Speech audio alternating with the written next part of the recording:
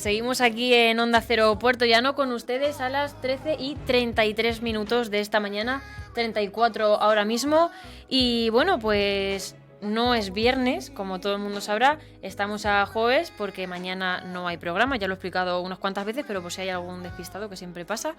Y vamos a darle la bienvenida a nuestro doctor Camilo, que hemos dicho, bueno, pues como mañana no hay, le vamos a traer hoy, no nos vamos a quedar sin su sección, así que muy buenos días. Muy buenos días, Lorena. ¿No? Y hoy venimos con lo que habíamos anunciado, la segunda parte de Hombres y Mujeres. Exactamente. ¿Sí? La semana pasada hicimos un preámbulo de por qué había un sesgo en los estudios científicos, en el desarrollo de medicamentos contra las mujeres y balanceado a favor de los hombres.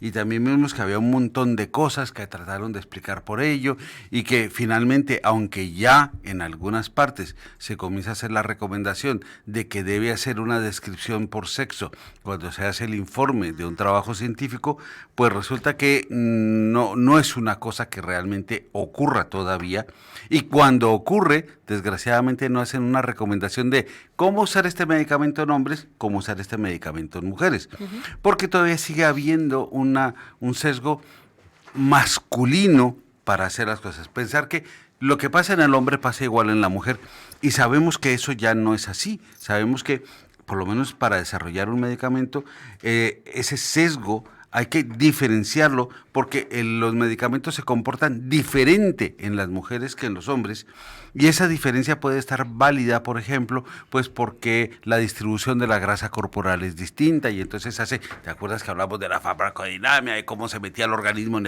el medicamento en el cuerpo, Sí. y se distribuía y llegaba al objetivo diario? Pues eso puede hacer que haya una distribución distinta o anómala o diferente, o simplemente el hecho de que el hígado de la mujer trabaja diferente, hace que el citocromo P450, que se encarga de transformar el medicamento activo en inactivo, pues funciona distinto.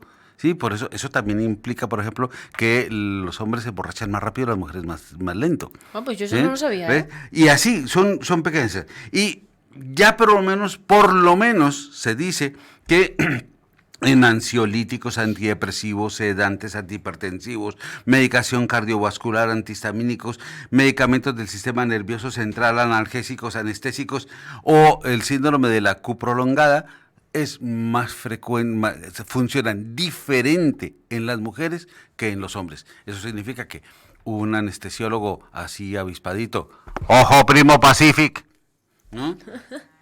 Pues tendrá que tener en cuenta en el momento en que ponga sus sedantes, sus relajantes y todas esas cosas, que tienen que utilizar dosificaciones o previsiones diferentes si su paciente es un hombre o una mujer. Pero lo que habíamos dicho es, hoy vamos a hablar es de la clínica. Por eso hemos puesto la canción de Seal, la versión de Seal, de It's a Man's World. Este es un mundo de hombres. Bueno. Y en la clínica sigue siendo un mundo de hombres. Fíjate que me encontré en una de esas entrevistas que estaba leyendo a diferentes personajes, encontré una reflexión que me pareció muy interesante. Mira, el hombre decía, es conocido dentro de la comunidad médica que las mujeres acuden al médico con mayor frecuencia que los varones, que las camas hospitalarias están ocupadas en más del 60% mujeres, y que las mujeres consumen un mayor número de fármacos prescritos por los galenos. ¿Esto significa que las mujeres se enferman más? La respuesta es no. Bueno, menos enferman diferente. ¿Sí? Pero es que también, acuérdate que cuando hablamos la semana pasada de que el cerebro de la mujer funciona de una manera y el cerebro del hombre funciona en otro, y eso hace que tengamos perspectivas, tomemos decisiones, cosas que son diferentes. Poníamos el ejemplo de los colores, que es el típico y el más manido de todos. Pues eso también hace que la sintomatología o la causa de consulta de una mujer sea diferente a la del hombre. ¿Sí? Mira, lo primero es que los síntomas de una enfermedad, y cada vez descubrimos más, los síntomas de una enfermedad en el hombre no son exactamente los mismos síntomas de la enfermedad en la mujer. Hace mucho tiempo, te digo así, mucho tiempo, sí, se pensaba que una enfermedad funcional orgánica que se llama el síndrome del intestino irritable, antes colon irritable, antes colon histérico, ¿sí?, y histérico porque aquello de que no le daba sino única y exclusivamente a las mujeres porque eran las únicas que tenían un histerus útero. Es un nombre un poco gracioso, ¿eh? Sí, es el nombre ni en latín. Es que los latinajos para los médicos es que se nos da muy bien. Pero entonces alguien en Inglaterra pensó, pero ¿será cierto que eso solo da en mujeres? Y entonces se puso a hacer unas tablas de síntomas y se las daba a un montón de pacientes, ¿sí? Tanto hombres como mujeres.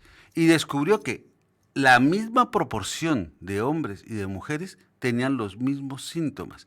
La única diferencia es que, hay una cosa importante, las mujeres que se abren más, expresan más sus emociones, definen más sus sentimientos, pues consultaban más. Claro. La única diferencia era esa, que las mujeres consultaban más y los hombres consultaban menos por los mismos síntomas. También es cierto que la mujer cuando llega a la consulta, pues entonces intenta ser más expresiva, ¿sí? También consulta cuando tiene pocos síntomas, no deja que la... Entonces, eso y los definen a veces mucho mejor, pero los hombres no. Los hombres consultan tardíamente, es que somos muy machotes. ¿Cómo vamos a consultar porque tengo gases y pedos? Os cuesta más, sí. Más. Pero cuando tú llegas ante el médico, tú intentas, como hombre, minimizar, ¿sí? No, si es que me duele, sí, pero... duele, pero yo... Pero no mucho. No, ya soy un machote. Es decir, ¿cómo será que para que yo venga tiene que doler? Pero ya sabes, ¿no? No es así. Entonces, todo ese tipo de circunstancias hacen que dé una sensación de que las mujeres consultan más, enferman más y tienen más enfermedades, cuando en realidad la proporción es equivalente y lo único que hacen es expresar la misma enfermedad con diferentes síntomas de diferente manera. También tenemos que tener presente de que entre esas diferencias clínicas que existen en las mujeres, hay unas diferencias que son meramente estadísticas, pero que implican en la aparición y en la forma en que aparezcan las enfermedades. Por ejemplo, los hombres viven en promedio unos 6 años menos que las mujeres, ¿sí? La esperanza de vida siempre es mayor para las mujeres que para los hombres. El sexo masculino es más vulnerable desde que nace. Sí, no es que el sexo fuerte, no, pues muy fuerte que muy, no. Casi que no. No, sí, es decir, el 8% de los recién nacidos que mueren son hombres contra un 4% que son mujeres. ¿Sí? Es decir, y en la vida adulta, ¿sí? En la época, digamos, de vida temprana, que esa es inferior a los 65 años, pues mueren más hombres que mujeres. Sí, también se puede decir, es que los hombres son más arriesgados, hacen cosas, ¿qué? Se suben en un coche a toda velocidad, se tiran por un parapente. Eso puede ser cierto, pero en otro tipo de enfermedades, como las enfermedades cardiovasculares, las enfermedades, el cáncer, todas esas cosas son más frecuentes en ese grupo de edad, en hombres que en mujeres, ¿sí? También se dice que en ese mismo rango de edad, las mujeres tienden a consultar o presentar más enfermedades psicológicas, pero tampoco es que sea muy cierto, sino que no es que las presenten más, sino que les consultan más por ellas, ¿sí?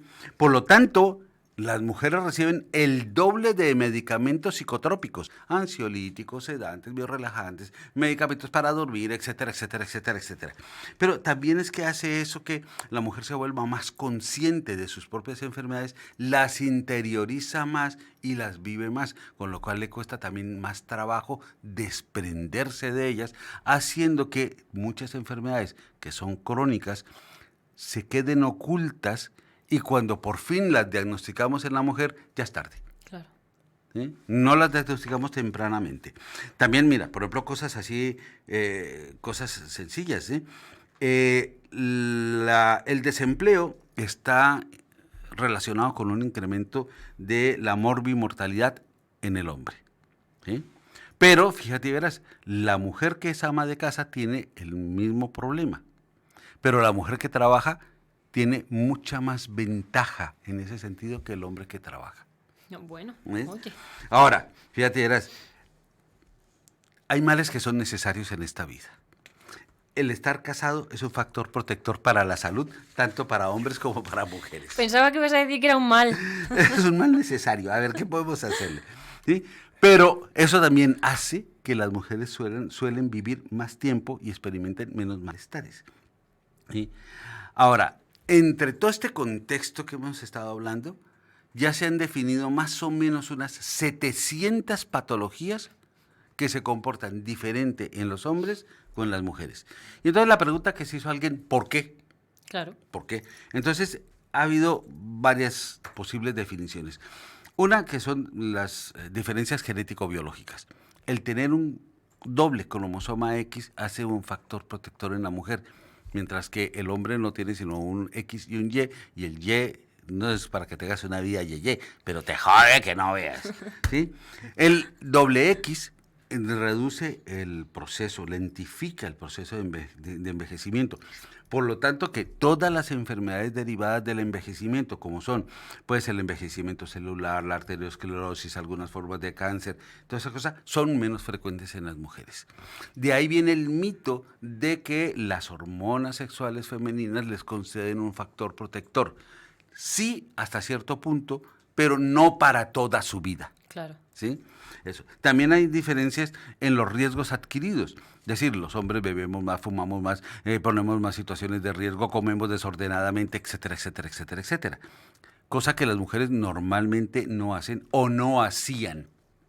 Pero cada vez esa brecha se va cerrando, porque las mujeres ahora fuman más, beben más, se ponen en situaciones de riesgo, Sí. etcétera, etcétera, etcétera.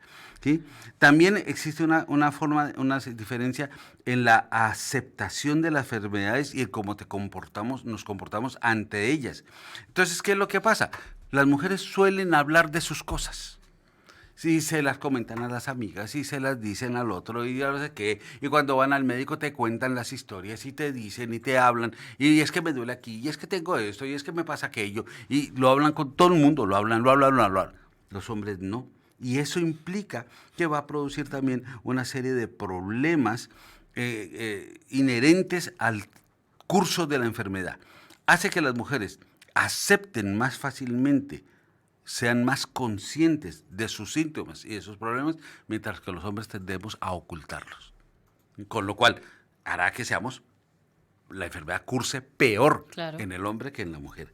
¿Sí? Y una que sí es muy femenina es que las mujeres pasan a través de la vida por una serie de experiencias biológicas que los hombres no viviremos. Por ejemplo, pues el embarazo, la menstruación, el parto, la lactancia, la menopausia, aunque hablen de la andropausia de los hombres, pero eso es otra historia diferente, pero eso no lo viviremos los hombres y eso biológicamente tiene una repercusión en las mujeres. ¿Ves? Ahora, ahí es donde viene otra cosa que hay entonces que añadirle a la cizaña de la cuestión, como dicen aquí, para más INRI. Exacto. ¿Sí? Para más INRI. ¿Sí? Los médicos, ¿sí?, perciben a las mujeres de diferente manera que a los hombres.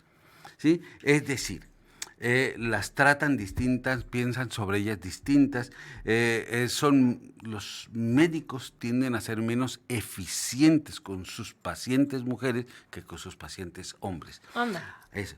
Y es porque muchas veces todo ese que consultan más, hablan más tempranamente, son más conscientes de sus síntomas, hace que dice, ay, ya llegó esta doña María con su no sé qué, con sus más, ahora me va a tener aquí toda la mañana mientras me cuenta desde su infancia lo que le pasa, le duele y le molesta. Eso es una parte importante, pero eso también va a hacer que en el momento de hacer el tratamiento hagamos tratamientos más farmacológicos. También eso influye en que las mujeres toman más medicamentos que los que toman los hombres. Pepe, haz el favor.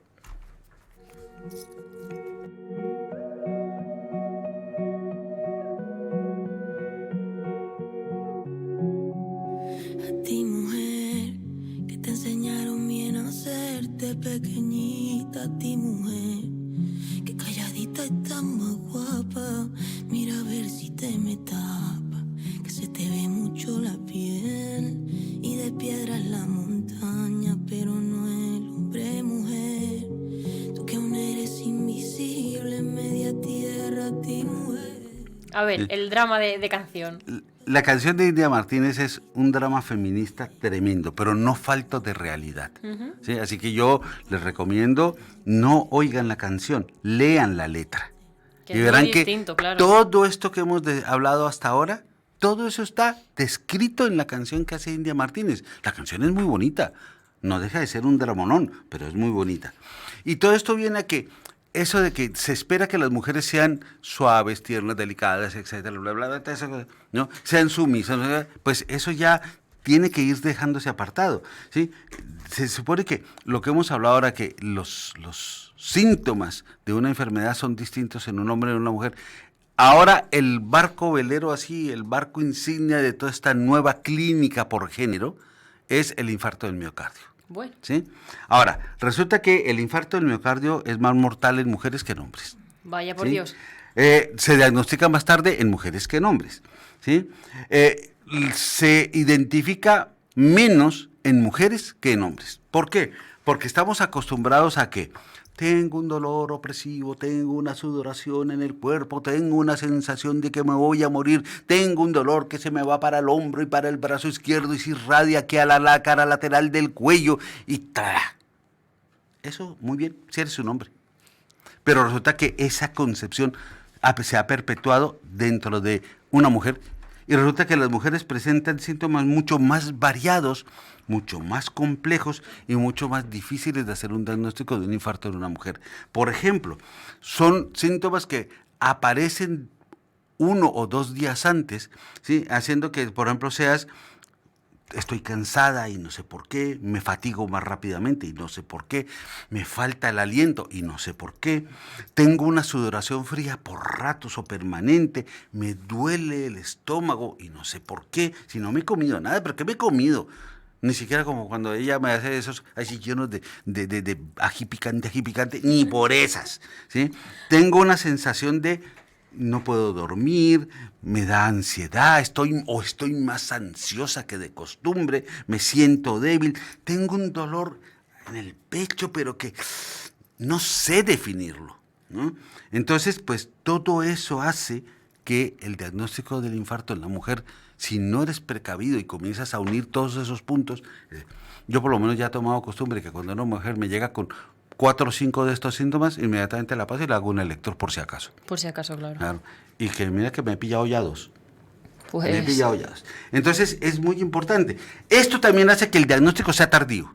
Eso significa que en el trayecto hacia el hospital, ¿sí?, casi el 60% de las mujeres con un infarto agudo de miocardio pueden morir, frente a un 40% de los hombres. Pues es un porcentaje alto, ¿eh? Claro.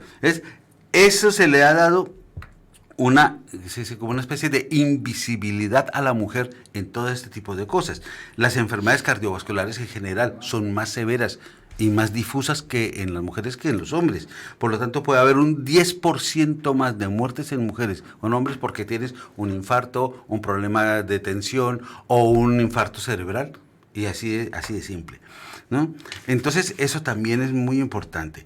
Los cambios sociales están ayudando a que esto también sea más complicado. El número de fumadores en general se ha reducido. El de los hombres ha bajado más, pero el de las mujeres ha subido más. ¿Sí? Que eso también hay que tenerlo.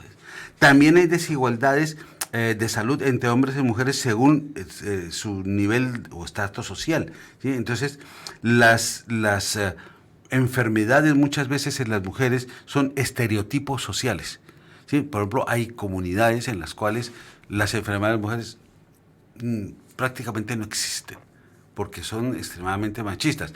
No quiero uno meterse aquí con ninguna en particular por aquello, pero es, por ejemplo, fíjate, tú coges un japonesito y lo pones a este lado del Océano Pacífico, en los Estados Unidos, y tiene menos factores de riesgo, y coges al mismo japonesito y lo pones al otro lado en Japón y tiene menos factores de riesgo. Son cuestiones sociales, culturales, que vienen dadas simplemente eso. Pero esos factores sociales invisibilizan todavía más los problemas de las mujeres, ¿sí? Es aquello de que empieza el marido a decirle, ¿qué te dejas por todo? ¿Qué vamos a ir al médico por esta boda? ¿Cómo vamos a molestar al doctor? Porque esa es una frase muy común, pero le dice uno, ¿por qué no llamó antes? Es que no quería molestar. Pues hay que molestar de vez en cuando. Claro, hay que molestar en el momento en que corresponde a molestar. Claro. ¿Sí? Entonces, es lo que le decía yo, cuando ya me pone usted a correr, que con la ambulancia, que con la camilla, ahí sí está molestando. Unas horas atrás, o 6 horas atrás, o ayer, no había molestado para nada. Al contrario, nos había hecho un favor a todos, empezando por ella misma. Entonces, eso también es muy importante. Y tenemos que también tener presente que la base de todo, que es la educación del médico, falla desde su propio base. ¿Por qué? ¿Por qué? Pues porque los manuales de medicina, ¿sí? No explican las diferencias, explican situaciones. Por ejemplo, un ejemplo muy típico que se pone es, el manual de medicina te dice, las mujeres normalmente en edad reproductiva tienen una pequeña deficiencia de hierro o una anemia muy pequeña que no requiere ningún tipo de tratamiento, sino solamente una buena alimentación. Como dicen los franceses, pongan la línea. Sí. Ya está. ¿Sí? Pero resulta que esa pequeña anemia que pueden tener ahí puede producir cansancio, malestar, dificultades de memoria, de concentración, estados de ánimo, ¿sí? Que el médico dice, tú lo que tienes es una depresión, mujer de Dios, pero a ver, entonces tómate tranquemacina, el alprazolam, el no sé qué, para que, como también pueden producir insomnio, pues otro para que duermas un poquito y ya está, tú estás tranquilo, ¿no? Y la cosa se quedó ahí, pero en el que no, se le corrigió la anemia porque se considera como una cosa normal, ya está, ¿sí? En cambio de haberlo visto como un análisis de género, se ve como una situación, simplemente una descripción de una situación. Lo mismo, por ejemplo, puede pasar, por ejemplo, con el EPOC. Los pacientes que tienen una enfermedad pulmonar obstructiva crónica, bien sea por producto de la contaminación, el tabaco u otras razones menos importantes, pues resulta que la mujer tiene una sensación de secreción mayor, tiene más tos, tiene más disnea permanente, tiene síntomas que pueden llegar y decir, tú dices, chica, pero por favor, si tú lo que tienes es una crisis de ansiedad, ven te pongo un Valium en el culete, ¿sí? Y tú sigues con tus inhaladores tal cual como estás en tu casa, ¿sí? Pero es que el problema no es que el médico quiera hacerlo así, está educado para ser así. En la Facultad de Medicina, los profesores nos enseñan que las cosas son así, ¿sí? Que las enfermedades de las mujeres no son diferentes a las de los hombres. Por lo tanto, si no se parece lo que te está diciendo esa mujer a lo que tú se supone que sabes, porque está descrito en un hombre, pues no lo tiene. Así, sin anestesia. Así. Entonces, no existe una perspectiva de género y de sexo diferenciado por clínicas o por enfermedades en ninguna facultad del mundo. En ninguna. ¿Sí? Entonces, hay cosas como, por ejemplo, se van descubriendo. ¿Sí? Ciertas formas de cirrosis pues son más frecuentes en mujeres, pero sus síntomas son distintos. Por ejemplo, la cirrosis biliar primaria en la mujer inicialmente aparece como una urticaria no definida. Te pica por aquí, por aquí, por aquí, por aquí. Qué desespero, pica, pica. Le pones que en un vasón, que un polaramide, y no se quita. Nada. Mientras que en el hombre de pronto hace ¡pum! Se pone amarillento. Y ya está. Y dice, ¿pero por qué se pone? Es que a ver, si era evidente, es un hombre, ¿no? Claro. ¿No? Pues eso también es. Ahora, también, por ejemplo, sabes que en el momento de producir un tratamiento para el cáncer, ya en algunos cánceres lo podemos personalizar si eres hombre o mujer, pero aún así persiste la perspectiva masculina, ¿sí? Hay investigadores, por ejemplo, en Noruega, que han dicho que las mujeres, ya lo habíamos dicho, metabolizan los fármacos de una manera diferente, pero ya lo sabemos, ya tenemos una lista bastante larga de medicamentos que sabemos que se comportan diferente en las mujeres, pero no hay una prescripción determinada por sexo, ¿sí? Por ejemplo, el diazepam. El diazepam es un medicamento que se metaboliza diferente en el hombre que en la mujer. Pero, ¿cuál es la dosis de diazepam? 5 miligramos, ya está. Se acabó. ¿Sí? Cuando de pronto puede ser que el hombre necesite 5 y la mujer necesite 7. Exacto. ¿Sí? Entonces son cosas ahí. Las listas de enfermedades que son diferentes en los hombres y en las mujeres crece también. ¿Sí? O ejemplos más actuales de los cuales ya comenzamos a tener conciencia. digamos, no seamos conscientes, sino empezamos a tener conciencia. Pues la osteoporosis, las alteraciones tiroideas, la depresión, la ansiedad, la anemia, los problemas ambientales, el SIDA, la cirrosis biliar, los infartos de miocardio, los infartos cerebrales, la fibromialgia, las enfermedades autoinmunes, el COVID prolongado y el Parkinson. Y con esto... Y con esto, que se sepa. Con esta pedazo de lista terminamos por hoy. Porque yo creo que ya está bien con tanta enfermedad. Bueno, así que... Hay 600 medicamentos que se están investigando ya por fin por sexo. Bueno, pues qué alegría. Que siga así, muchos más. Y son las 13:59, así que, como siempre, muchas gracias, Camilo, por estar aquí una semana más. Y a nuestros oyentes y espectadores, pues bueno, despedirnos. No se pongan tristes, que volvemos ya la semana que viene, a la misma hora aquí, 12:20, en Onda Cero Puertollano.